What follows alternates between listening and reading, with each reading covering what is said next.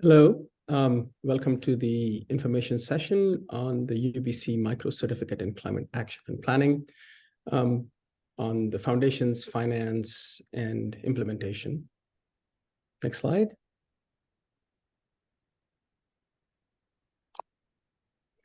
I'd like to start with a land acknowledgement. As we know, there are two campuses of UBC located in the ancestral and unceded territories of the Musqueam people here in Vancouver and the Silex people in the Okanagan.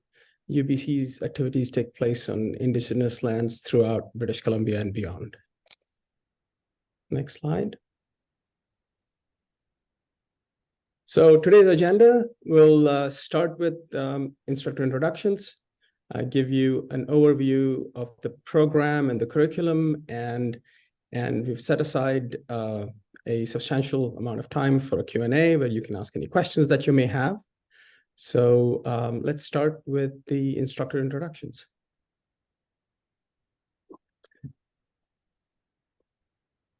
Let me begin with myself. My name is Milind Kandlikar. I'm a professor at UBC and a past director at the Institute for Resources, Environment, and Sustainability. I'm also cross-appointed with the School of Public Policy and Global Affairs. On next to Sarah Elder. Hi, everyone. Really glad to have you here today. I'm an instructor and coordinator for the program. I'm an adjunct professor at the Institute for Resources, Environment, and Sustainability, and also a senior policy advisor with the International Institute for Sustainable Development.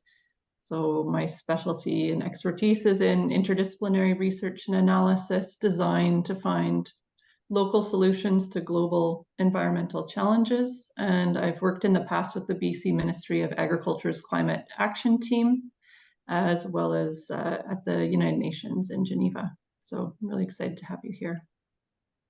I'll pass over to Stefan. All right, good afternoon, everyone.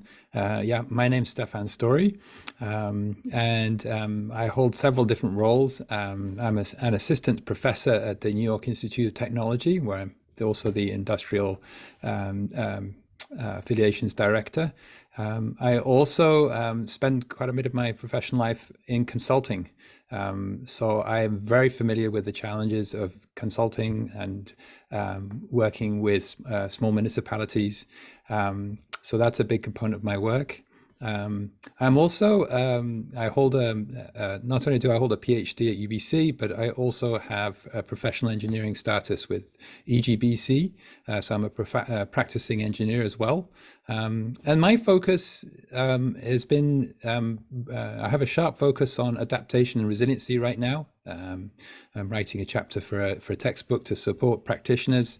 And I'm very supportive of the challenges that practitioners have in day-to-day planning. So I bring that extra piece of expertise into this discussion. Over Thanks, to Stefan. John. Yeah. Thanks, Stefan. And good afternoon, everybody. Great to be with you. My name is John Madden. I'm the Director of Sustainability and Engineering at UBC's Campus and Community Planning. I also hold an adjunct professor role in the School of Architecture and Landscape Architecture. I consider myself to be really a practitioner, and so my role at UBC has been really about developing climate policy and green building policy on behalf of the university. And I also spent about 15 years with the City of Vancouver and municipal government developing sustainability strategies and green building strategies to really achieve really ambitious goals. And a few years as a private consultant, also working in the kind of built environment sustainability field. So great to be with you.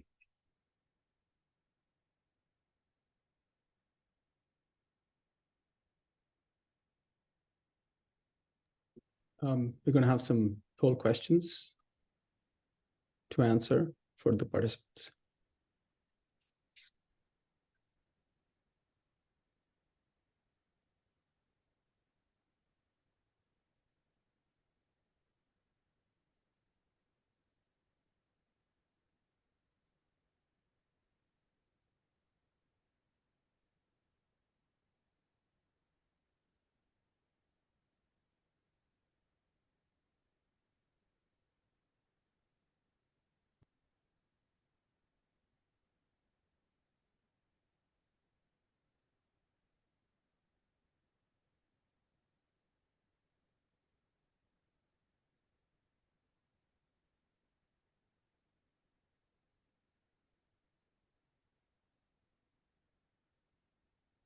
Another quick reminder, there's a poll. So if you haven't answered it yet, please do so. And I don't think it's coming across on the co-screens, but it looks like we have a bunch of folks joining us from municipal, provincial, and federal government, a few folks from not-for-profit and academia, and also the private sector. So welcome to you all.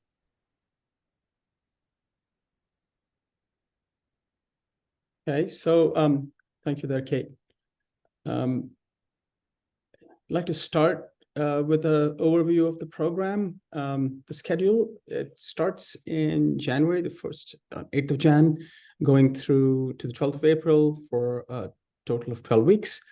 Those 12 weeks are split between science and action of climate change. So this is just sort of to set the stage for climate change science and how to think about climate action, followed by a mini course on climate change and the economy, which is, we've titled it, Where is the Money? But it's basically, how do you even think about financing and putting together a climate action plan?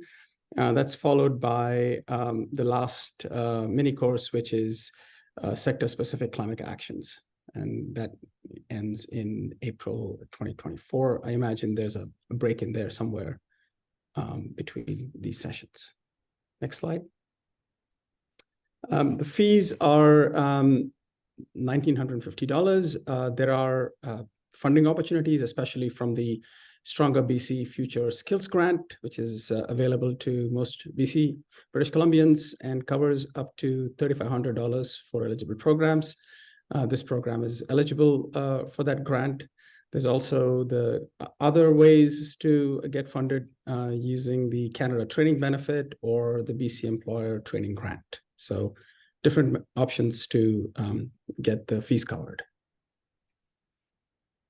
The format of the program is 100% online. Instructor is supported with weekly live classes, and it's very self-paced, so you can do it on your own time. Critically, students are encouraged to incorporate real-life climate action planning mandates into their offline exercises, meaning that, it's not a theoretical program. It's very tied to action planning at the local or the municipal or the sort of sub-provincial jurisdiction levels as you do your offline exercises. It's about 5 to 7 hours a week for completing all the learning activities. The assessment is based on a final assignment that requires applying the learning outcomes to your own institutional climate mandates, which means this is something that is a case study that you come up with based on what you're working on. And participants at the end of the program will receive a badge for completion, a virtual badge that can be put in signature lines and displayed on LinkedIn. Who's it for? Well, it's for a broad group of people. Could be for local policymakers and planners, people in the industry, and anyone interested in learning the foundations and the practical approaches to climate action planning. The goal is to build capacity in different sectors to advance climate action. And we don't require a background in climate change. In fact, the first 4 weeks of the program will get you up to speed to a point where then you will be able to start doing your own climate action plans, or at least the beginnings of one. I'll hand it over to Sarah. Thanks, Milind. And I wanted to add, in terms of some more detail around the course dates, that it will be Wednesday evenings from 6:30 till 8 p.m. So that if you're working and you can't take the time during the day for the live sessions, there will be a weekly 90-minute live session where we'll have a chance to really, get to know each other and who's taking the course, learn from each other, share. We'll have materials that you'll be assigned to prepare in the week leading up to the live session, but then the live session will really be about interaction and engaging with the instructors, guest speakers, and so on. So It's not going to be an hour-and-a-half live session of sitting through us lecturing to you with slides. That will be pre-recorded lectures as well as various materials to listen to read, to watch, to accommodate a variety of preferences and how you like to learn. So we'll have that, and in terms of the dates too, we'll have, as it said, this mini course 1 is 4 weeks, mini course 2, 4 weeks, and then 2 weeks for the final mini course 3. And we will take the school, at least the BC, the Vancouver School Board, spring break will have off in the middle there. So we also accommodate working around that in terms of thinking about schedules, but feel free to ask more detailed questions about that.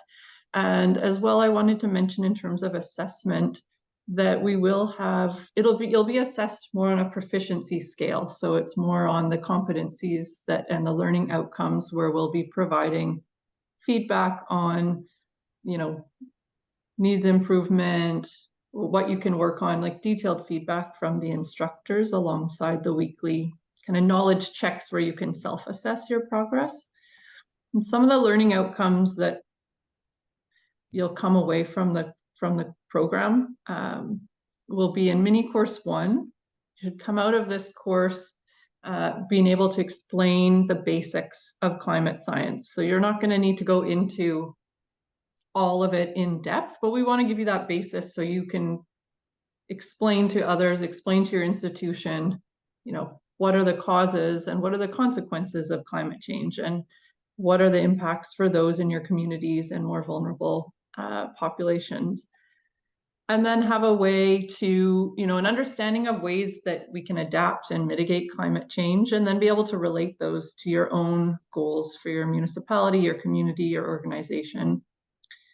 And then also have that knowledge of various concepts, best practices, different case studies, so that you have an understanding of what are the characteristics of a good climate action plan? What are the elements of a climate action plan? How do you know if a climate action plan or the planning process will be a successful one? So mini course 1 will cover this basis to give you the foundations. And then in mini course 2,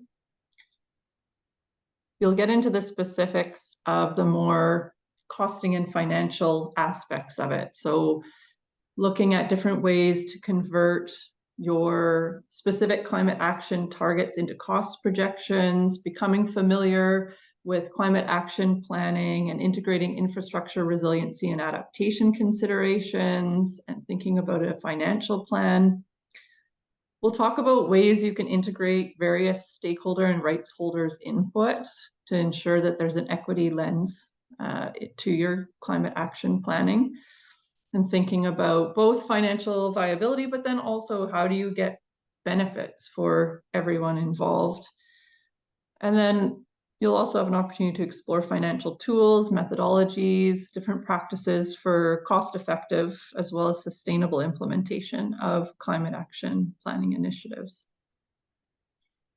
And then mini course 3 is really about bringing this, I mean, throughout the whole program, we'll be illustrating with various examples, case studies, bringing in an Indigenous perspective and a focus on engagement with Indigenous communities, as well as communities in general. But we'll also, in mini course 3, really dive into how you apply these knowledge and skills from mini course 1 and 2 to your own organization, your own community.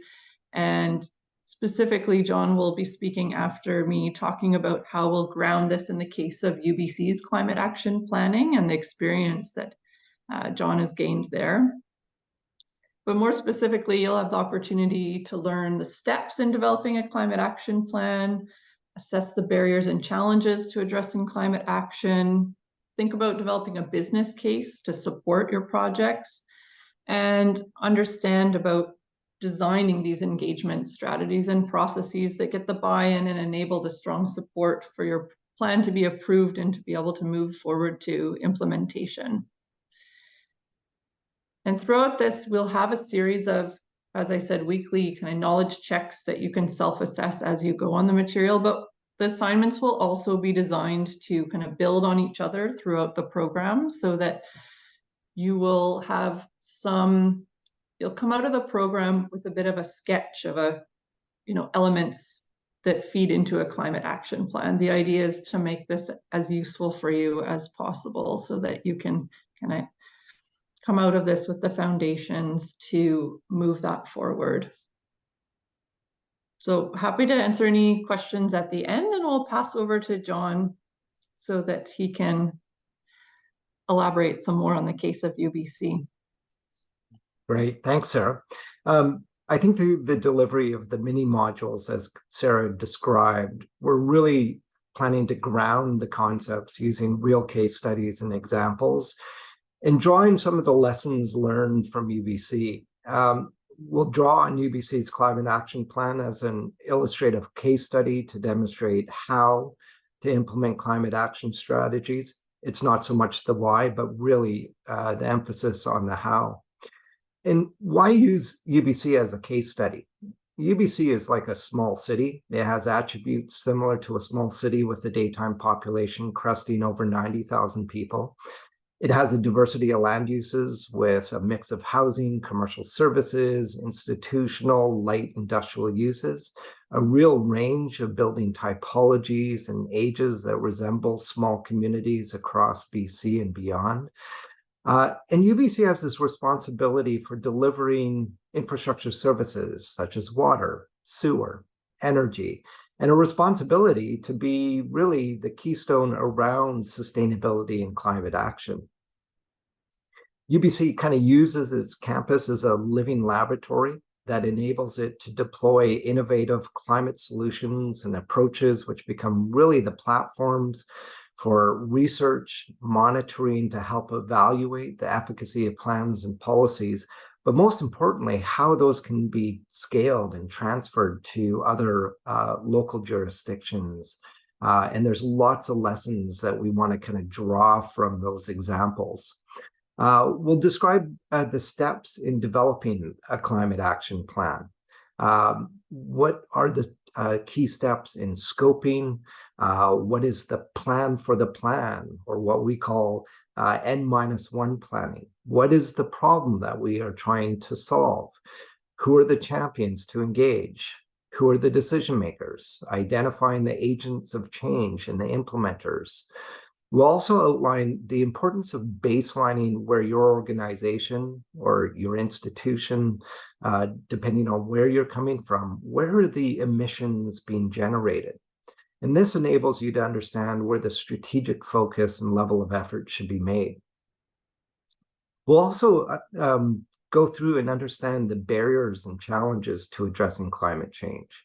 Are there financial, human, or resource barriers? And I think we're all kind of facing in this arena of fiscal constraint that we have to be super creative in the tools that we bring as part of the solutions to addressing climate adaptation and mitigation. We also have to understand the kind of politics of your local jurisdiction around climate action, understanding the framing of action and why it is important. And so through this course, we're going to really develop climate action plans tailored for your organization or your particular environment.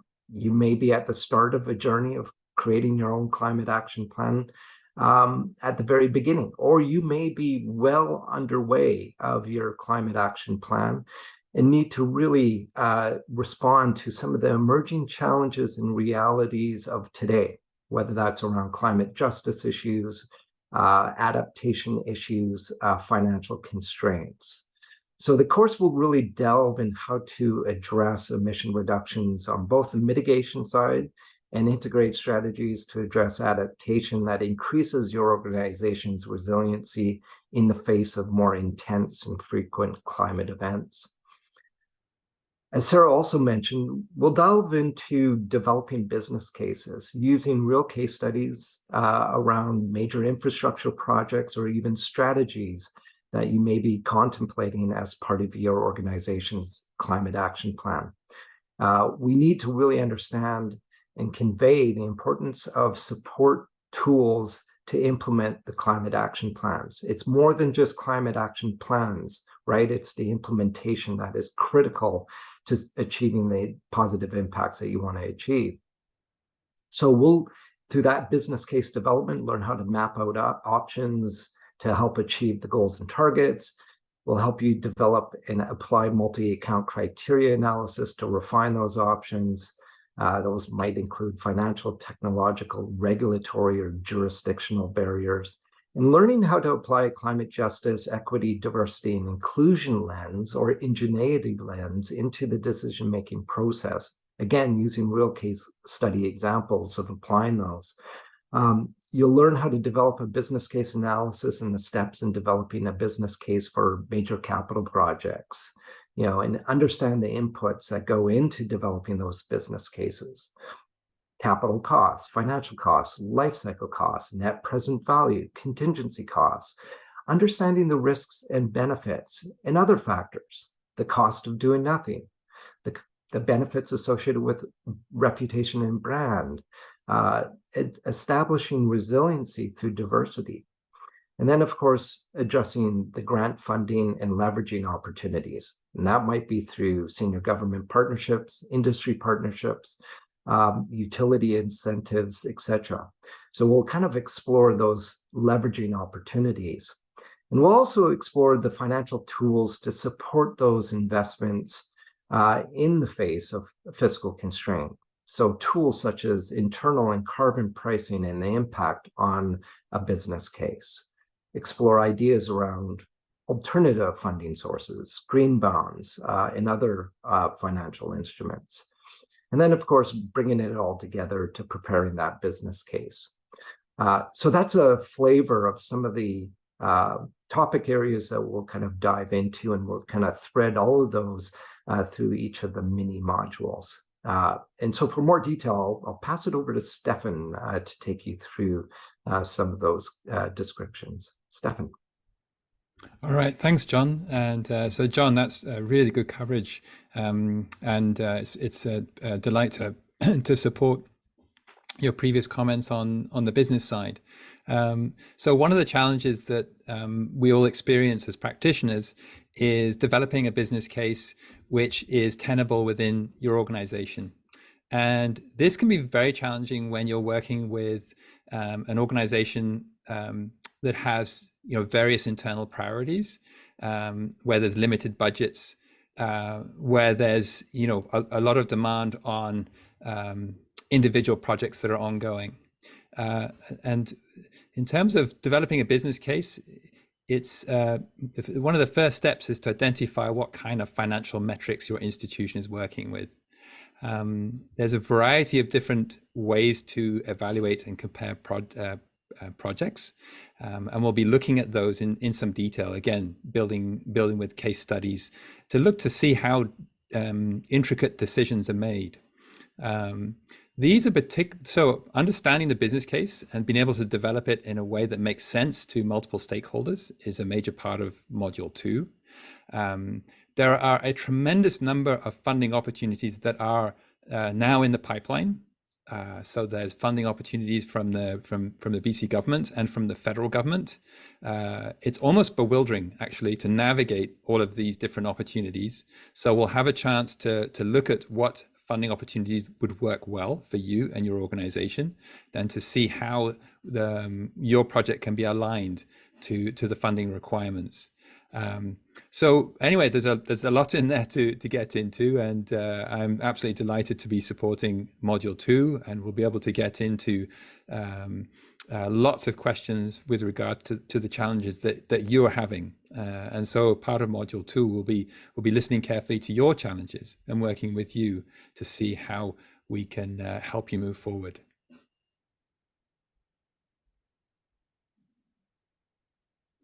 Sarah, anything to add to that?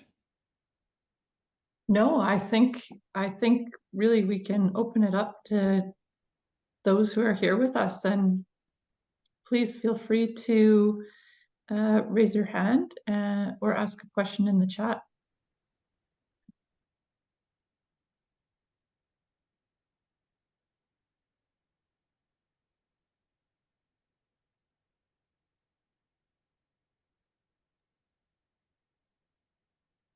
So I see a question in the chat about if there's a certificate, and there will be, excuse me, a digital badge that's provided for those who complete the program. So that is something that will be provided. And I also received a question around, is it mandatory to attend the live sessions on Wednesdays, 6:30 to 8 p.m.? It's strongly encouraged. I think we're designing them so you'll get a lot of value out of those, but it's not mandatory.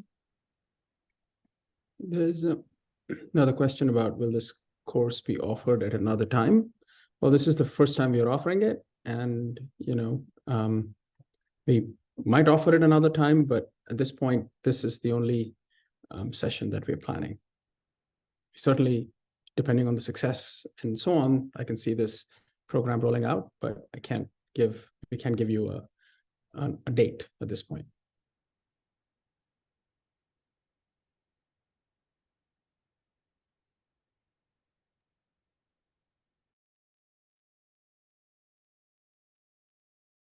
And please feel free to correct us if you meant, another time in January, or if you meant another date.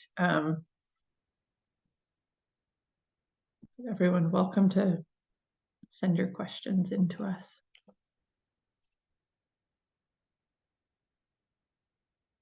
Kate, I see that you've raised your hand. Yeah, feel free to ask a question.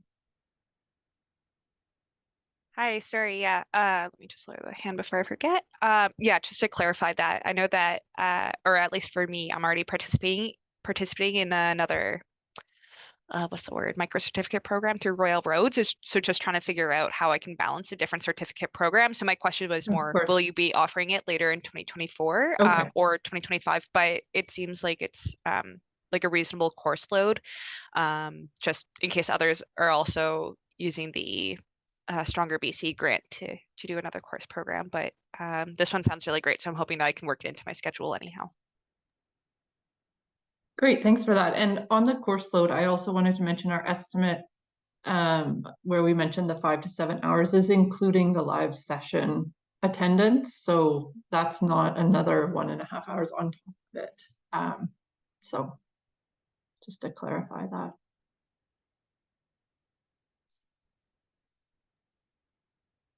Can I ask another quick question, sorry? Yes, of course. I was just wondering, so throughout the courses, I understand that there's like a culminating assignment, but for the first two, at least, what sort of checkpoints might there be outside of that Wednesday, I guess, tutorial? Are there different discussion forums that we'll have to participate in as like a participation mark or anything like that? I'm just kind of thinking course schedule, what might deadlines look like within those individual courses? Sure, I can give an initial answer and ask the other instructors if they have more to add.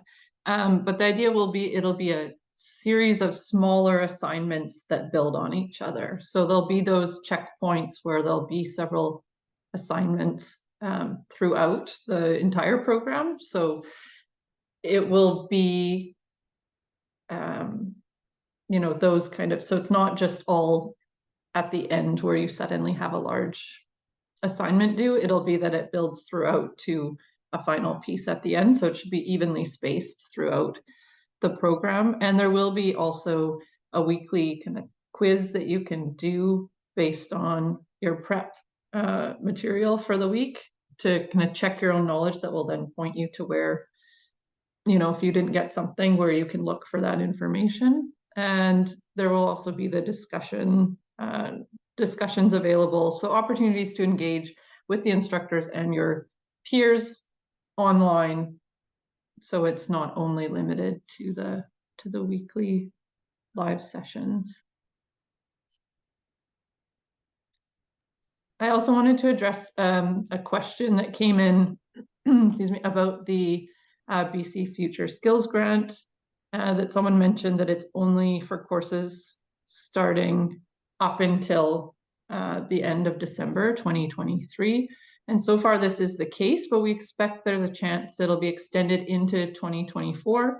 This is to be confirmed, and we will share with the micro-certificate mailing list when we hear any news. There's also a question about case studies and whether you can, you have to come up with your own case study, or you can work on some of the other case studies. I think there's certainly the opportunity to work on your own case studies. That would be optimal, but we also have, case studies that you could work on that don't necessarily apply to your specific case. So that shouldn't be a barrier to joining the program.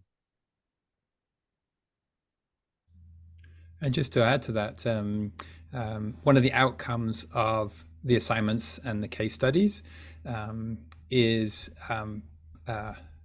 there's the foundation of your own business case and the foundation of your own funding application. So everything that you're generating in terms of content will be useful to you to advance your own projects or your own institutions. So that's the overarching goal there.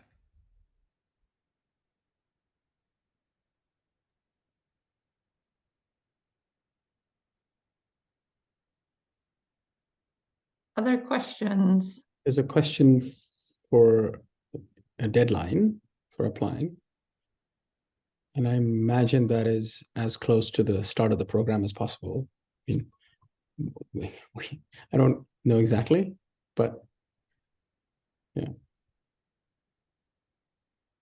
Yeah, when you register, so there's no application per se, it's a straight registration through the website that we can share again where you find that information. But yes, the earlier you can register, the better, but I understand that if you're waiting to use the BC grant, that you want to have that information ahead of time. But if you subscribe to our list through the website, then we can provide that information as soon as we have it. We'll alert people as through the mailing list when we hear confirmation regarding the grant for January starts. And I see another question about if you're able to start with mini course 2, but they are designed as one program where one builds on the other. So it's a registration for the package of the 3 mini courses.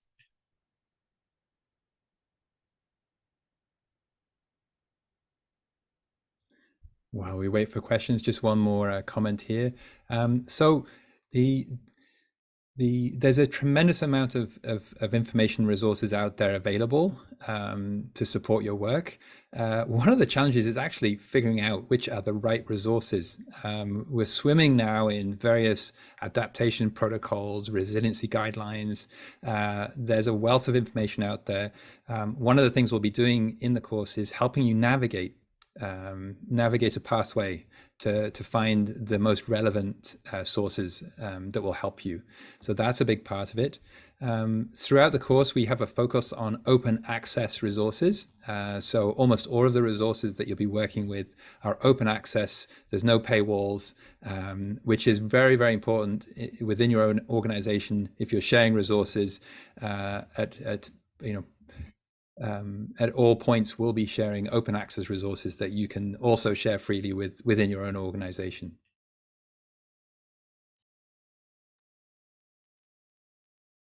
Thanks, Stefan.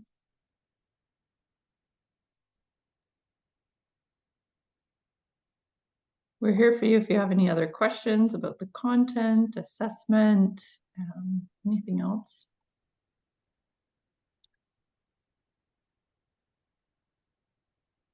You're thinking about taking the program, you're not quite sure if it's what you're looking for. I'll also put my email in the chat so that if anyone has questions following this, then they can email me for further information about the program. Happy to share. But the subscribe to our mailing list will be the source for, all the information coming in.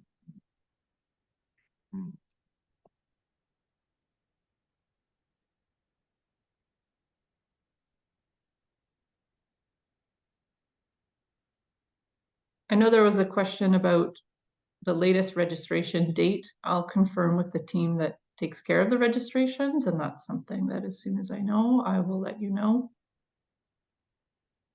the concrete answer to that.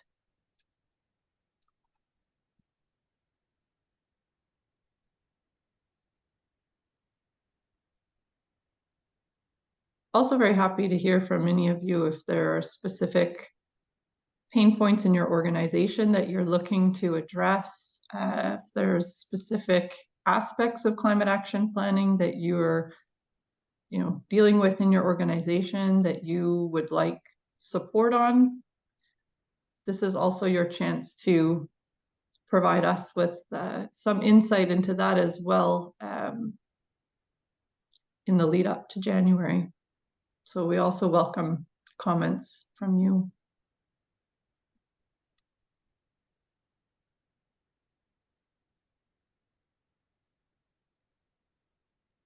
Linda, I see there's a question there. Perhaps you can take it. Yeah, so the idea here is to actually make this as first of a sequence of climate certificates that would allow greater and greater specialization depending on your own work and interests. So this is sort of the first course, followed by other programs and other courses that would build upon this one. So if you're interested in specifically, say, resilience and adaptation, one can imagine then an entirely new course that would focus on that. Or if you're looking at, say, buildings and mitigation, then you can imagine that we can imagine another course that would specialize. So there are many ways to specialize beyond this. This is the base course that would give you the tools to start working on climate action planning as a methodology.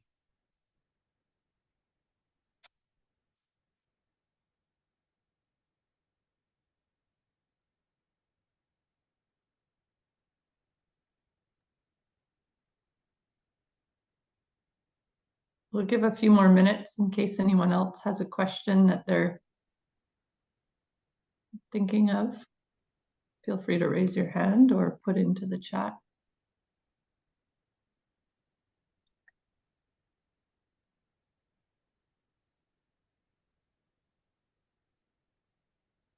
Stefan, from your perspective, would you say that the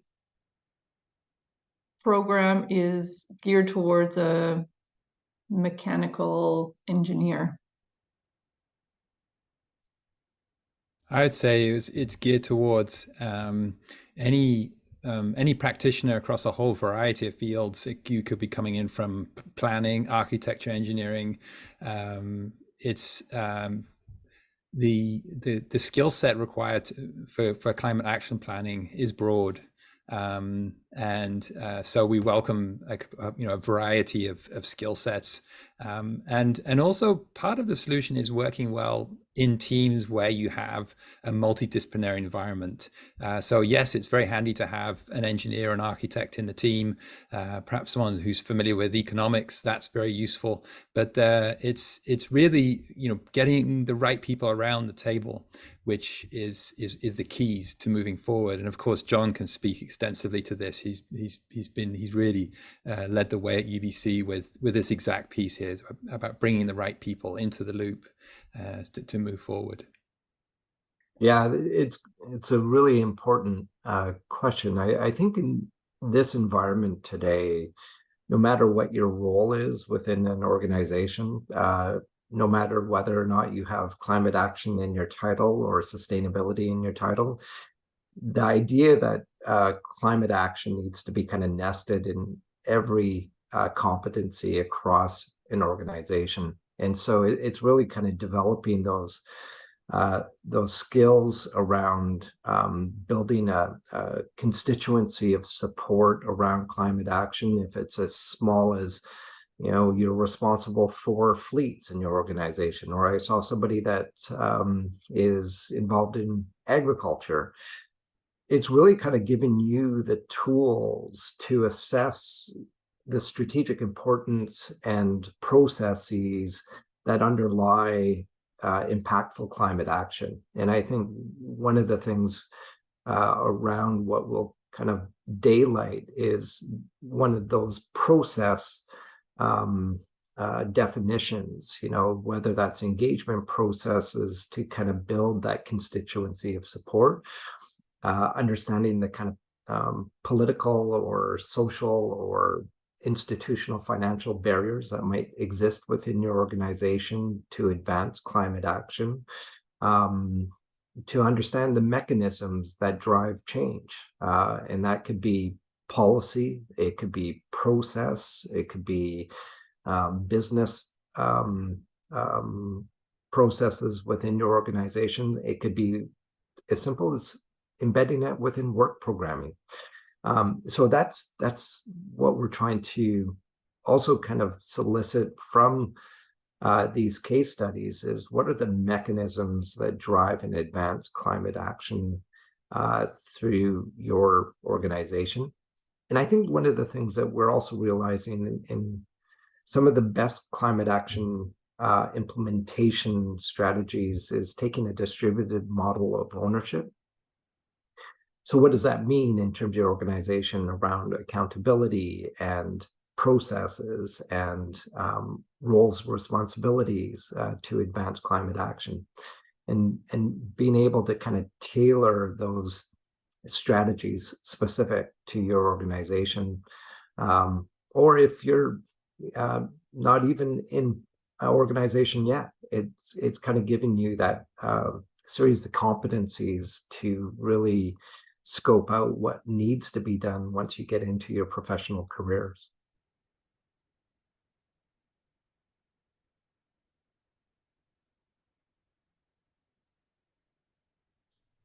Yeah, just to add to that, this course is also useful if you are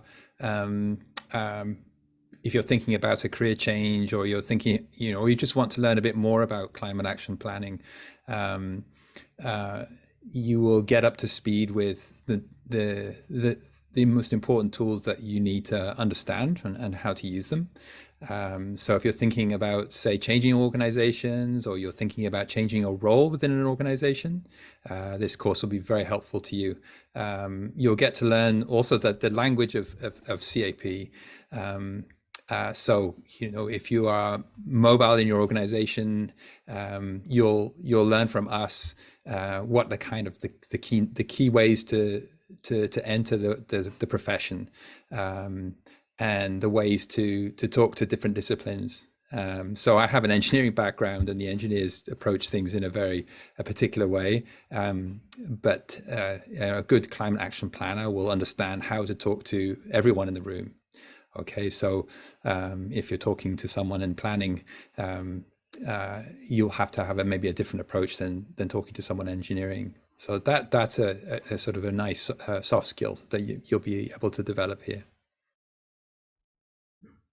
I mean, I think one thing is the course itself is background agnostic, right? I mean, your background could be operational in engineering, you could be working in the policy analysis space, you could be doing, administrations of various sort. I don't necessarily think that it's, this is designed in a way that it's meant for a really broad group of people who are interested in understanding more about and have work responsibilities related to climate action planning. So.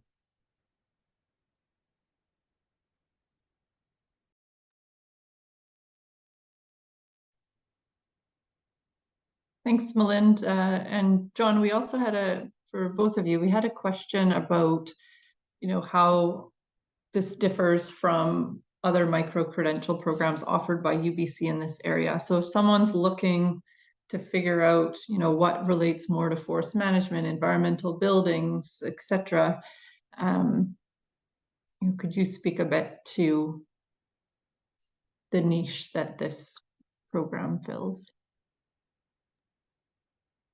Yeah, maybe I'll take a stab at that one. Is this course is really designed to give you the kind of key competencies, knowledge, and skills to kind of drive climate action within your organization. And there are certificates at UBC in urban forestry, more around kind of community advocacy, and how to get involved to have,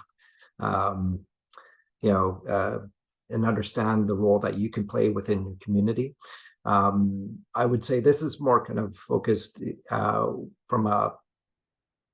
the ability of you to kind of shape climate action, either in policy development or in kind of implementation of initiatives, especially around the kind of understanding of the business case development and strategies that supports advancing towards defined goals, metrics, and targets within your climate action plan.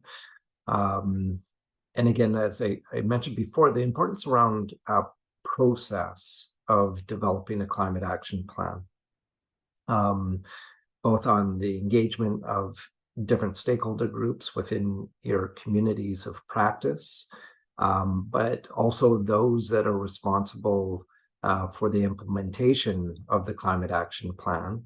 And they can be sometimes both, right? The engagement of your different stakeholders and communities sometimes involves those agents of change that become really important to the implementation.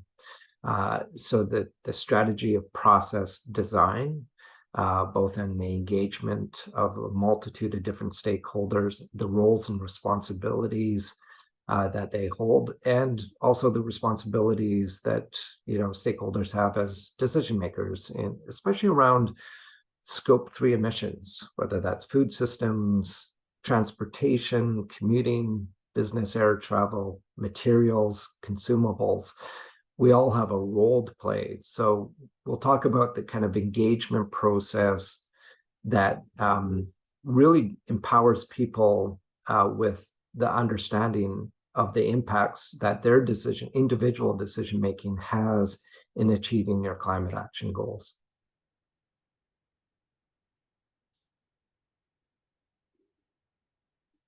Thanks, John. Part of that, actually, just to add to what John just said there, is to understand the priorities of the various stakeholders that are involved. Some stakeholders may be more risk averse to others. Some stakeholders might have a huge responsibility with regards to upholding the needs of more vulnerable populations within their jurisdiction. There's a lot under the hood, and in terms of risk, climate action planning also requires a careful assessment of risk and pathways to reduce risk wherever possible. And a key component of that will be considering how to deal with future climates. Right, so in the mini course 1, Sarah will be covering the climate piece, and we'll be discussing what's in the pipeline in terms of the increased risk elements to do with extreme heat events and flood risk, and all of that feeds down to organizations, and there's a mandate now for them to reduce risk wherever possible. So we'll have a little bit of a chance to get into that in module 2. So risk assessment will be covering to enough depth so that you'll have an understanding of what that looks like. Now, in terms of the business case development, the perfect business case is where you have multiple co-benefits. So ideally, you can create a business case where you will be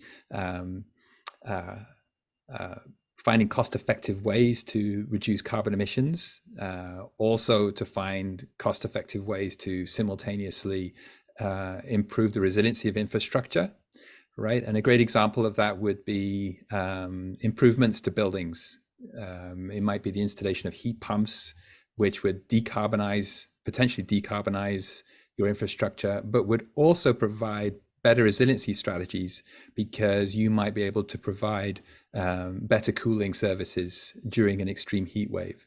So that's an example of co-benefits, and so we'll be looking at developing business cases along those lines.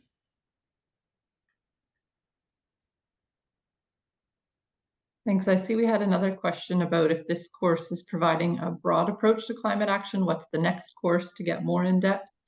And this is the initial micro certificate to build the foundations. And then the idea is there will be future micro certificates that get further in depth into it. So for now, there's this one providing the foundations, and then going forward, we may offer a more in-depth option that would be building on this first micro certificate.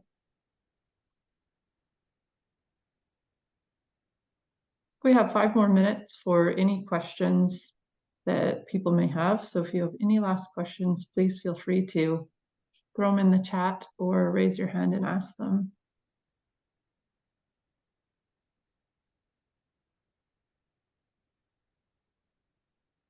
I see a question, would any subsequent micro certificates necessitate completing the first micro certificate?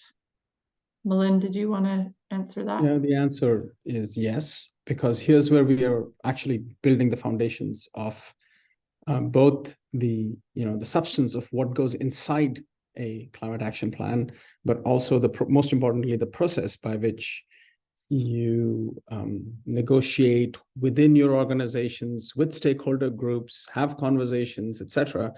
That provides the context for a climate action plan. So I think the latter is where you really learn the basics, the ropes of how to do it.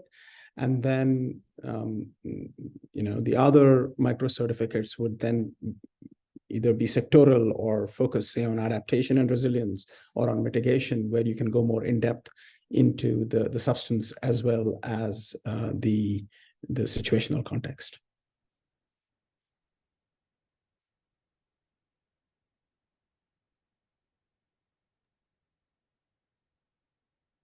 I also open it up if anyone, either the instructors or any participants, any attendees, if you had any last remarks or questions, please feel free. There's a question on text material. I'm not sure exactly how to interpret that. And I can have a go at that one. So in terms of in terms of text materials, if you mean textbooks, all the texts and textbooks and resources will be open access, and we'll supply those. We'll supply those as we move forward in the course. So we'll supply the right readings and materials during the course. And because they're open access, they'll be available to you permanently. Yeah.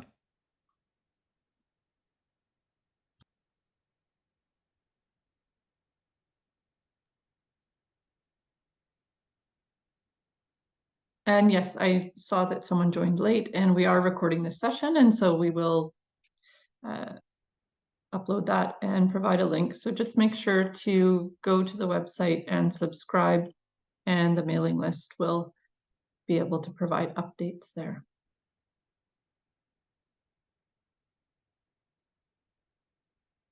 We'll share that one more time so that you have it, that link to subscribe for all the updates. There it is.